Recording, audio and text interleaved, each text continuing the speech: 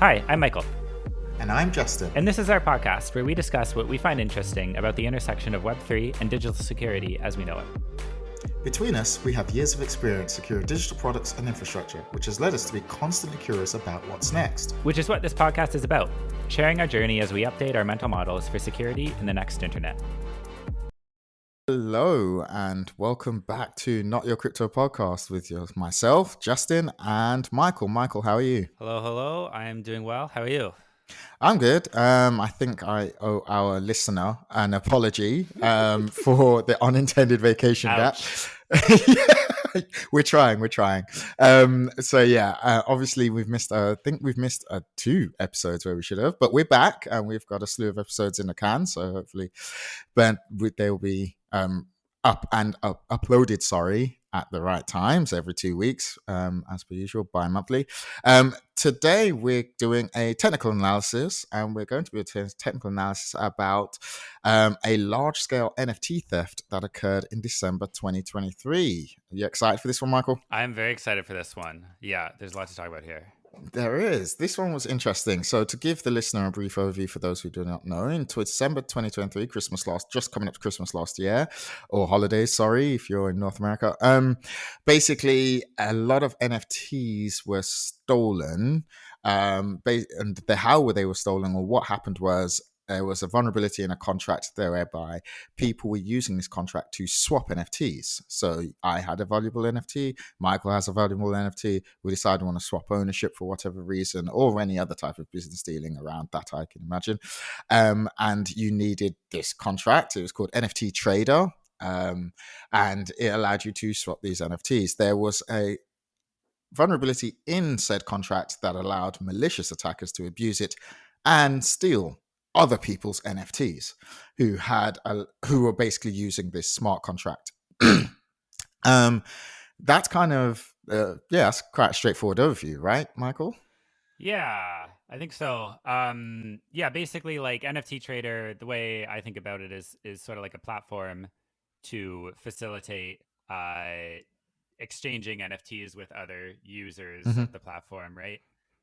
Yeah, 100%. That's so what I got. Basically, you have an NFT. You sort of I don't know if deposit's the right word that they use, but you kind of deposit it into NFTTrader, and then you can propose a swap with somebody else who is using the platform and say hey, I have this thing, I'd like to swap it for this thing, and then they can accept or reject that.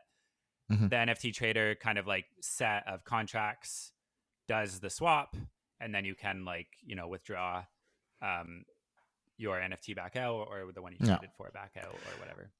Yeah, and so let's not forget, I don't want to teach anyone suck eggs, at the risk of teaching anyone suck eggs here, but basically NFT is basically just a token. At a technical level, it's an asset effectively on a given blockchain.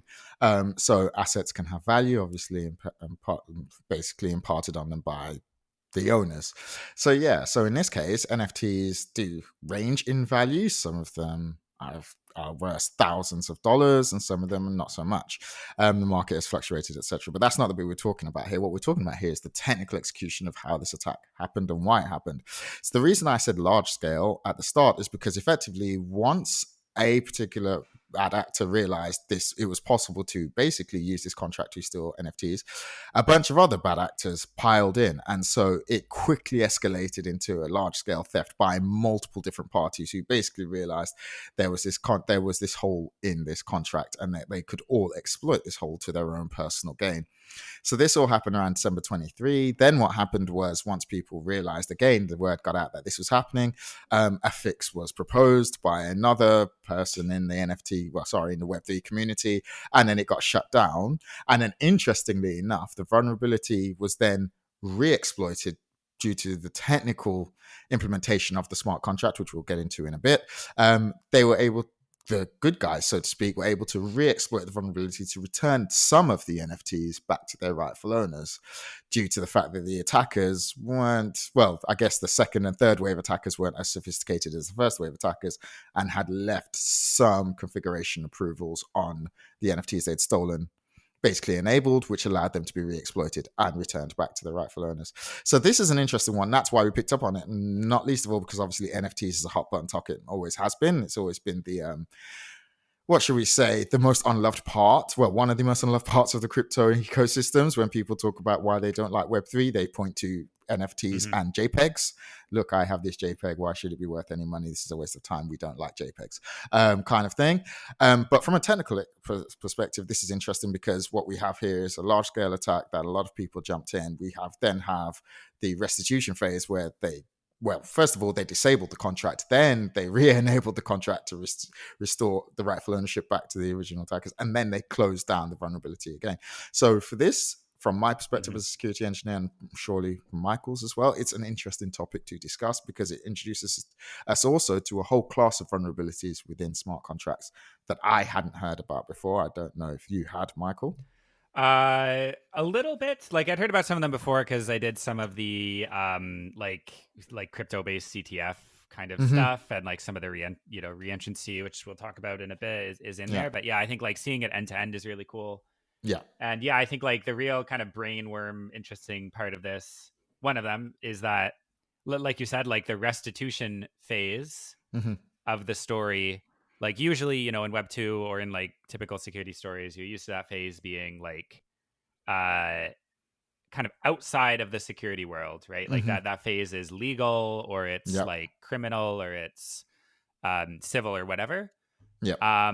But in this case, like part of the restitution phase was actually like completely within the ecosystem of Web3 security, right? In some ways, it's a human story, right? Because as you said, okay. when you think about it, it was the community rallying round and then basically saying this isn't right. And it was kind of, in some ways, it actually on a small scale, it actually kind of restores my faith in humanity and the ability to do the right thing when presented with the option.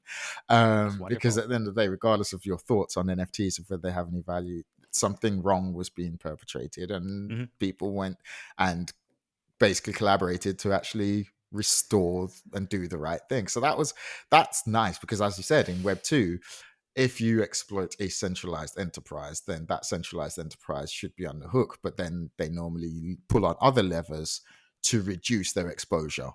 I mean, we're recording this a few days after the CrowdStrike. So that wasn't a vulnerability. It's just basically a CrowdStrike outage, sort of outage. Yeah, I guess that's also questionable, but yeah. Yeah, exactly. So we've got this. We're recording this a few days after CrowdStrike outage. Effectively, we know what happened. We know they have now uploaded a fix, but none of us are going to be privy to the internal machinations in terms of the root cause analysis and the fixes that they're going to implement and what they're going to do therein. And a lot of its customers aren't going to have much recourse unless it's legal recourse, in which case it's just basically argued out in a course. But technically, are they actually going to be able to defend themselves against the same thing happening again? We don't know because it's not a transparent process in terms of what fixes they may have implemented. So I do think this is another place where Web3, to me, has separated itself from Web 2 in a positive way, or definitely an interesting way anyway. Yeah. All right, cool. That's enough waffling. So let's get into the technical. Let's get into the meat of this, the technical analysis. So I'm referring to notes here. Effectively, what happened is you have a NFTTrader contract, which is a third-party contract, which technically holds an asset in escrow. The asset in this case is your NFT. Any token on a blockchain is basically an asset. So whether it's a fungible token or a non-fungible token, which is what NFT is abbreviation of. So effectively, what you do when you want to swap a token is you use this contract and you give it the ability to take ownership of your NFT and the other person's NFT, hold it in escrow or basically a third party, and then it swaps the ownership titles over effectively. So what was wrong with this contract that allowed bad malicious actors take advantage of it is it had hosted a couple of vulnerabilities. The headline vulnerability is that it was subject to a re-entrancy attack.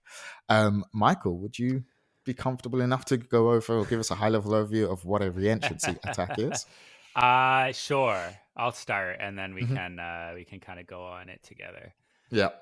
Yeah. So a re-entrancy attack is like, let's say I have some code that's executing in a contract. Mm-hmm. That code is executing away.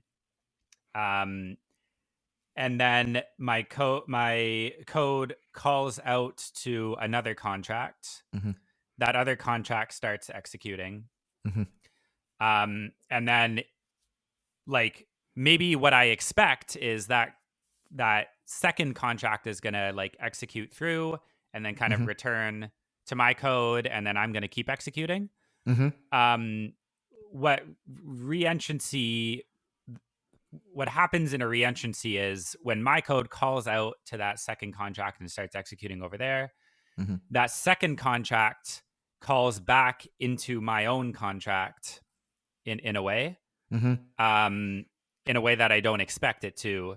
Yeah. And then my own contract that's like the re-entering part. That code kind Yeah. of re-enters my own contract, Mm-hmm. does some stuff, and then continues on. So what I'm Exactly. not expecting is for my own contract code to have an entry point Mm-hmm. within my like call out to that secondary contract. Is Yeah. that accurate? That's fairly accurate. And the fact that it's possible to repeatedly re-enter the contract.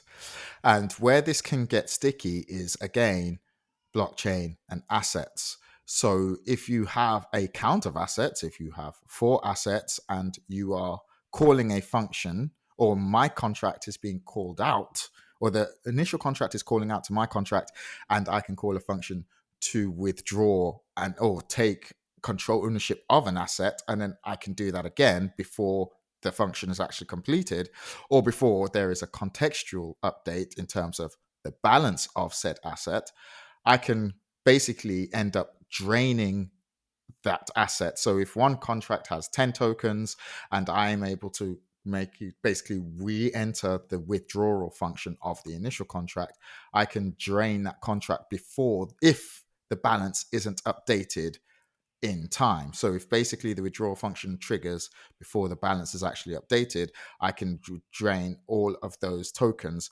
associated with a given contract or that a contract has asset to. So that's where the damaging part. The entrancy part is damaging in of itself because basically I'm able to re-enter the function before it completes. But then if I have an asset associated with a contract, I'm now able to call damaging functions over and over and over and over again and drain that contract. So the initial contract in NFTTrader had this vulnerability in it, but that wasn't the only vulnerability it had. It also seemed not to do any validation in terms of, well, it seemed to be missing a step for validation. So there's a part where, again, I have 3 tokens. I want to swap for Michael's 3 tokens. You basically you create an array effectively of my 3 tokens and Michael's 3 tokens. I was able to submit, as an attacker, they'd realized with the NFTTrader contract, I was able to submit an empty array of tokens. So I'm not putting up any tokens at all to swap, but I'm listing Michael's tokens, which obviously I have the address of because it's public and it's on the blockchain. So I was able to create an array of tokens that I would want without having to actually submit any of mine. So that's also a lack of validation there because that shouldn't be possible, right? You should also always be checking that the list is actually populated with a token or some tokens, or basically there should be some validation there. So this combined with re-entrancy and then combined with the ability, again, of lack of validation in terms of being able to configure the contract so that the sender and receiver of the swap could be the same address. Again, that shouldn't be possible. They should at least be 2 different addresses. And then you could argue back, any security professional tell you, well, then I could just have 2 addresses that I control, which is true, but at least let's just get the basics right. The same address should not be possible. So basically what happened is you had the re-entrancy, you had the ability to have the same address for both sender and receiver, and you had the ability to enter an empty list effectively and just claim tokens. But then you had to put them together in a specific order and execution there. Michael, would turn it over to you. So then basically, give a quick overview of what happened and how those 3 vulnerabilities were strung together. Yeah. And I think there's maybe one additional piece, which is, I think you can tell me if this is not accurate. I think there's one additional piece where there was a function that allowed you to change the uh, was it the receiving address Yes. Yes. Yes, of there a was. swap, right? Yeah, effectively, you were able to. So, effectively, what happens is, in order to actually conclude the swap, you need an approval from the NFT trader contract. And basically, what you needed to do to get an approval was, so the long story short is you do a self swap. So, this is where the whole sender and receiver having the same address helps. You do a self swap, get an approval, and then you would basically, using your malicious contract, insert another address. So you'd use the old approval for a new address, basically. Mm-hmm. And that's how you would actually complete the attack. Yeah. But yeah, you're right. So yeah, sorry. Yeah. Carry So on. yeah. No, I think that's good. Yeah. So like the pieces that are being put together here, like if I go back to like the kind of security textbook Web 2 terms, Mm-hmm. I know you had some interesting stuff you were talking about. We'll talk about it in a minute. Yeah. The class of things that jumps to my mind is like a time of check to time of use Mm-hmm. vulnerability. Yeah. And in that kind of vulnerability, the idea is like a lot of times when you're executing a security sensitive like piece of code, Mm-hmm. you do a check to say like, should this thing be allowed to happen? Yeah. And then so you do that check, and then at some later time you do the actual thing, right? Mm-hmm. So like Yeah. the example you were using before, like you check, do you have enough funds to withdraw this money? Yeah. Okay, yes, you do. And then, even just like a few lines later in the code or whatever, Mm-hmm. you withdraw the money, right? Yeah. So a time of check to time of use vulnerability, the idea is if you're able to kind of insert something in between the time that you check it and the time Mm-hmm. that you use it, Mm-hmm. you can kind of break that Yep. security assumption, right? Yeah. 100%. And so basically, like in this context, the thing that's being checked is like, is there approval to swap these two NFTs, right? Mm-hmm. And then so that's the check, and then the use is swap the NFTs, right? And just to interrupt you there, time of check, time of use, an approval for one NFT shouldn't be able, you shouldn't be able to use it for another NFT. So again, there's a lack of validation happening there, right? Approval should be per token, not per transaction, to my mind. Correct? Yeah, I think the kind of like the approval, like the authorization concepts here, I Mm-hmm. think are an interesting discussion, and like what Yeah. level of authorization lets you do what level of thing. Mm-hmm. Yes, and I think we will definitely talk about that. Mm-hmm.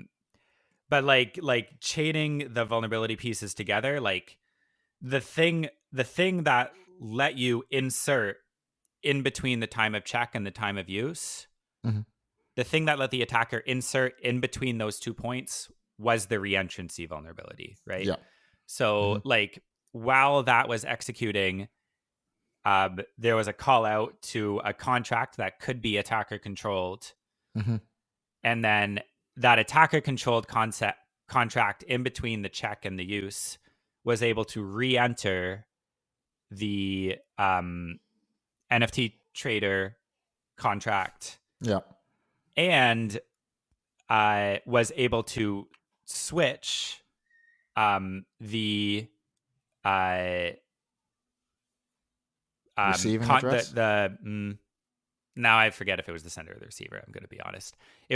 It was able to switch the Mm-hmm. it must have been the sender, right? Yeah. Anyway, you know what I mean. It was able to Yeah. switch the contract the address Mm-hmm. for the token that had been approved for the swap. Yes, it was.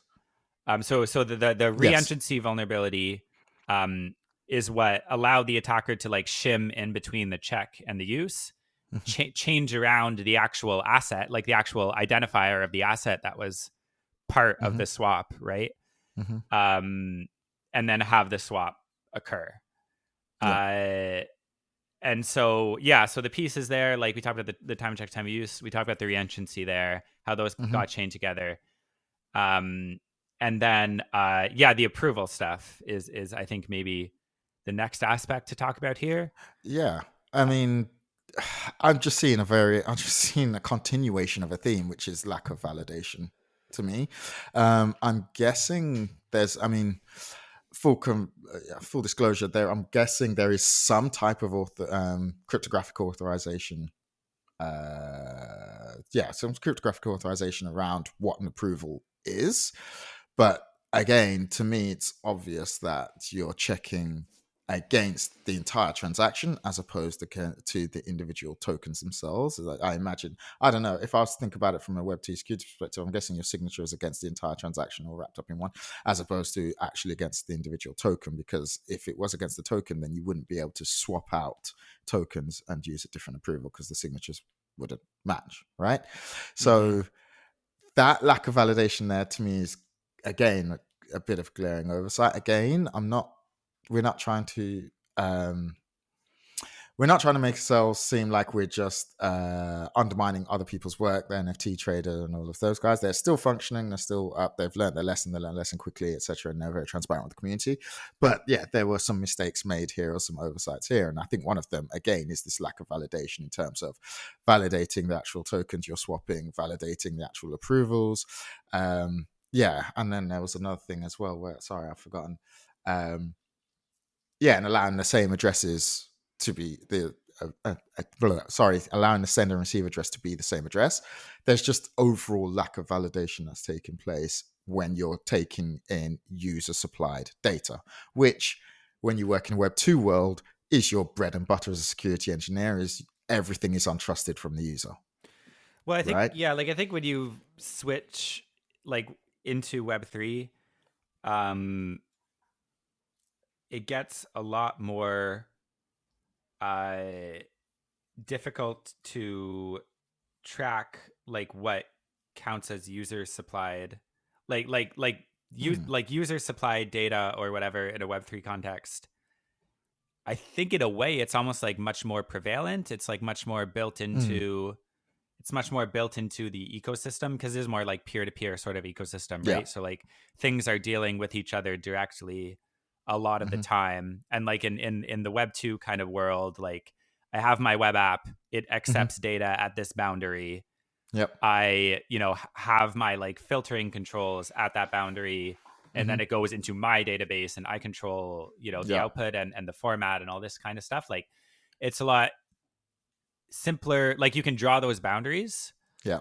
I think the distributed like nature of the Web3 world, those boundaries um, get crossed like Mm-hmm. much more regularly as part Mm-hmm. of system design, right? Yeah. Because you're like things are peer to peer, because like contracts are dealing with each other, because like contract like function pointers essentially are like a Mm-hmm. first class like almost like identity sort of concept. Mm-hmm. Things are calling back and forth. So like I think this seems almost like a legitimately harder problem in a Mm-hmm. way. Um, and like, yeah, like, this sort of thing is going to happen, right? Yeah. So, Um, do you know what? Actually, this is also reminding me of something I did want to say about our previous episode in terms of Mev Boost. Something that has been brought to my attention recently is that there are many different types of blockchains and mhm, they solve problems in different ways. mhm, So, I would just like to be clear this is for Ethereum based blockchains, and it's the same for the Mev Boost vulnerability as well. So there are other class of vulnerabilities known as move-based blockchains, and they don't other class of vulnerabilities, other classes of blockchain, sorry, mhm. and they don't have this issue because of the object resource model that they employ.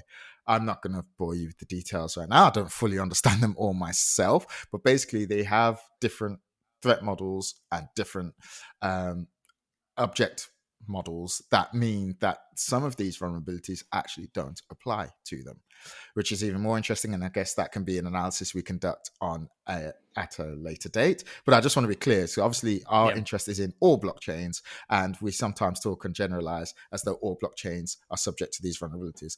But this is definitely Ethereum. Same with Mev Boost as well. In fact, I don't think Mev actually exists as a concept on move-based blockchains. So that's that. Anyway, so yeah, carry on. Yeah, no, Sorry sorry if about it. I've I think interrupted your everything train of we've thought talked there. about, no, I think about everything we've talked about so far has been Ethereum based, I Yeah, think. it has. Um, Definitely. but yeah, but then So I think like no. Oh, did you have a question? If you do, go for it. no. Carry on. Sorry, let's carry on. Oh, okay. Oh shoot, now I got to think of what it. Okay. Yeah. Yeah, I think like the other approval aspect is like one of the other concepts here is like giving the contract, like giving the NFT trader contract approval to like manage, I guess, for Mm-hmm. lack of a better word, the asset, Yeah. right? Yeah. And one of the reasons, like, okay, so we had the like time of check, time of use stuff with the re-entrancy in the middle, like that was part of the chain of things that had to happen here.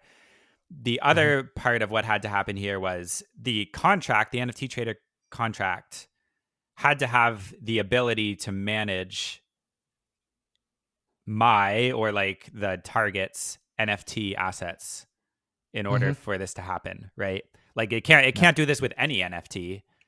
Yeah. Obviously, it has to have Yeah. approval to manage my NFT in particular, Mm-hmm. uh, to be the target of that reentrancy where it swaps out the asset, right? Yeah. Um, and so like the other half of the equation here technically was um, that there were a bunch of like basically like old approvals kicking Mm-hmm. around for assets Mm-hmm. that I think you could maybe say like didn't need to be there, right? Yeah. Like only like actively traded. It wasn't only like NFTs being actively traded in the moments that were the target of um this Yeah. vulnerability. It was other assets that had given approval to the contract to manage them, Mm-hmm. um, that could also be targeted because the contract had approval to do the actual swap, right? Yes, and that So takes us on to our next point. Yeah. yeah, so I think like there's an interesting discussion that I don't honestly I don't know if I know enough about the ecosystem to say for sure like how it was or how it should have been different, but um it did seem like there was also something that could be designed around where there were these like old approvals kicking around, like they didn't Mm-hmm. get expired, they didn't get removed, Yeah. they weren't being like actively used, if you want to put it that way. Yeah. That Exactly. also allowed this to happen, and like without either side of this equation, like without the reentrancy being there, Mm-hmm. uh and the like those approvals being there, Mm-hmm. the full chain doesn't work, right? Yeah, it does not work. And that brings us on to the next point, which is the restitution. And this is where it also gets interesting from a Web 2.0.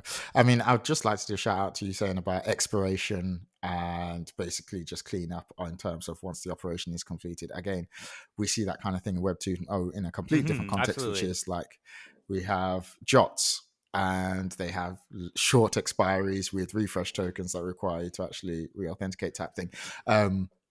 Again, this is what's interesting about some of these issues that we see coming across as we delve deeper into the Web3 world from a security perspective, is these are all solved problems. They're just in different contexts. It's just that the almost like the institutional knowledge of people who have been securing things, and I guess this happened with Web 2 and the change from web mainframe to Web 1 and etc etc. Like these are all old learned lessons, just the operating in different contexts. And if people just spoke to people who'd been around longer, then maybe they would be say, hey, you're going to have this issue. I've had people say that to me. Some very old greybeards say the same thing to me, like when buffer overflows first came on to the scene, and they were like, well, yeah, I'm a mainframe programmer, I could have told you that was going to be a thing. Anyway, so yeah, the restitution is the interesting part here. So because of those old approvals and those basically non-expired approvals on these tokens, you had the second and third wave malicious actors come in, do the theft, but they didn't know because they weren't technically adept enough, or they were just too happy that they had access to the NFT. They didn't know they had to revoke these approvals. What this then did was this opened an opportunity for people in the community to be like, hey, we can steal these back. which is kind of crazy when you think about it. But it's not crazy because back in the day, there used to be this whole concept, there still is, I guess, of this whole concept of hack back, which is now kind of blown up into, well, nation state versus nation state, trying to undermine different technologies or different infrastructures. But basically, you hack your own attacker. Like it's like a honeypot on steroids, where you not only lure them in, but you then go and get your thing back. And that's what they're able to do because they had these old approvals. So what they're able to do, won't bore you with the technical details, and we're kind of running out of time as well. But long story short, they were able to create another smart contract, exploit the re-entrancy vulnerability in the original contract. So they re-enabled that initial contract only with the permission of the actual NFT traders. And so this is where the community kicked in, because they literally had conversations, hours-long conversations, apparently, according to our sources.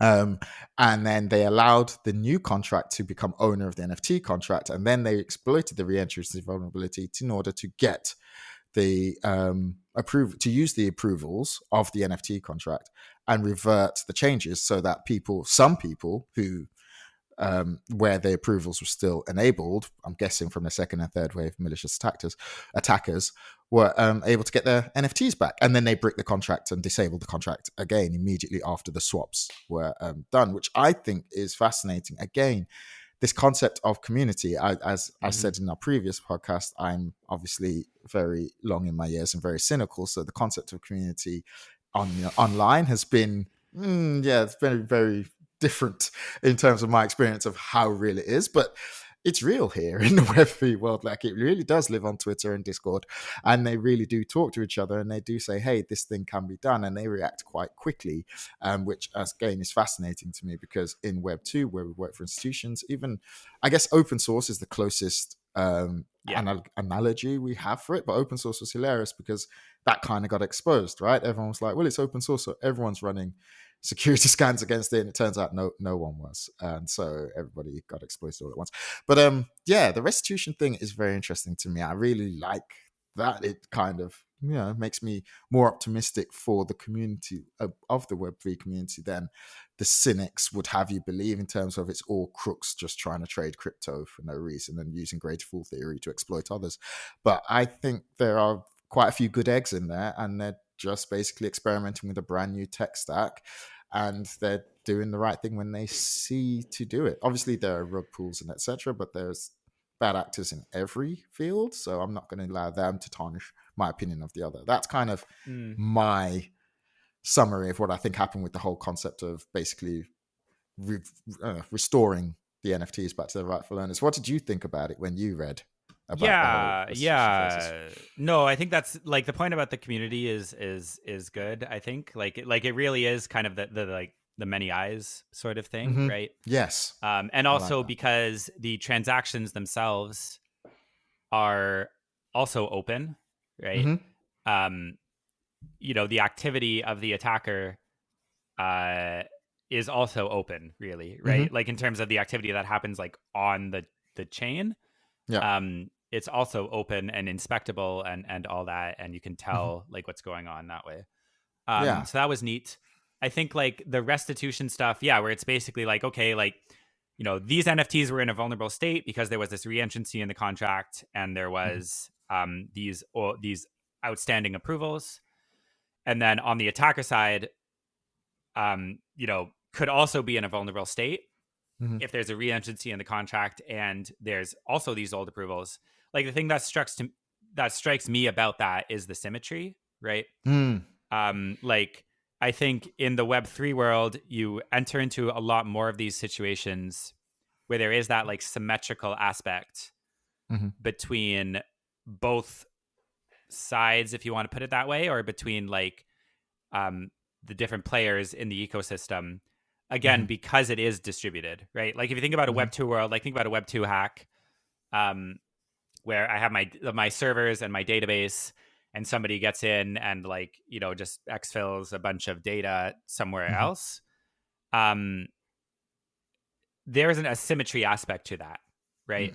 It's actually like asymmetrical, really. It is. But in a way, like the blockchain, to just like start throwing terms around, like the blockchain here is almost like a like a leveler. It's almost like a level Mm-hmm. playing field. Yeah. And because of that, because it's distributed, because it's peer to peer, like this kind of thing, Mm-hmm. you get into these situations where there is that symmetry, Yeah. like on both ends of it. I don't know. I'll stop there. But Yeah. No, I agree that's with kind you. of what strikes me about it.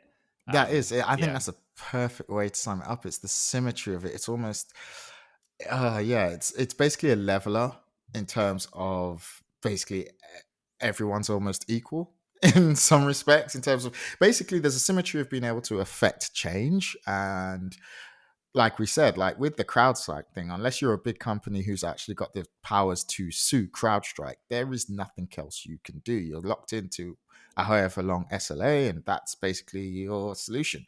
And you just have to suck it up and take their apology. Whereas here, actually, something can be done, which wasn't necessarily, it was just restoring ownership. Like it didn't necessarily mean anyone had to lose. It was not a zero sum equation in that respect. So I think the symmetry of basically being a participant in this system.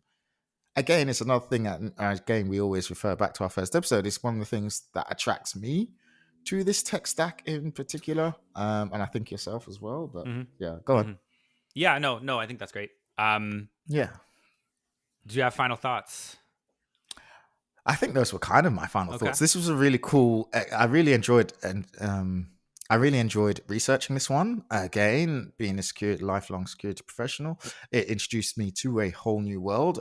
There is going to be a future episode where we literally go through, because I didn't know about re-entrancy attacks. I didn't know re-entrancy as a comp sci principle either. And it sounds like I get the feeling it's one for distributed systems, which is now making me think, is there something I need to go down more fundamentally in just understanding how distributed systems work? Like supercomputers are distributed systems, for example, as well. And there's lots of different implementations of distributed systems that are not decentralized. So this was an interesting one.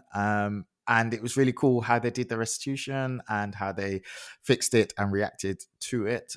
So yeah, this had all the makings of a really cool subject for me. So my final thoughts are Web3 is still cool. Security in Web3 is even cooler. And I'm looking forward to going even deeper in different rabbit holes around all the things around Web3 and its technical implementation and the functions it enables. And what about you? Yeah, no, exactly. I think like it's just it's another place where I think it's like kind of fruitful to compare like the Web 2 world versus the Web 3 world here, and how like some things are the same and some things are different. Yeah. And how that makes an actual like attack scenario play out differently. Yeah. Or the 100%. same, like both, right? Like there's way, like stepping into the world, it's almost like there's familiar places, and there's it's like a mix of familiar and unfamiliar places. Yeah, exactly. And cool. That's as it should be. It's a natural evolution. But we didn't want to say that. They both are going to exist at the same time. But yeah.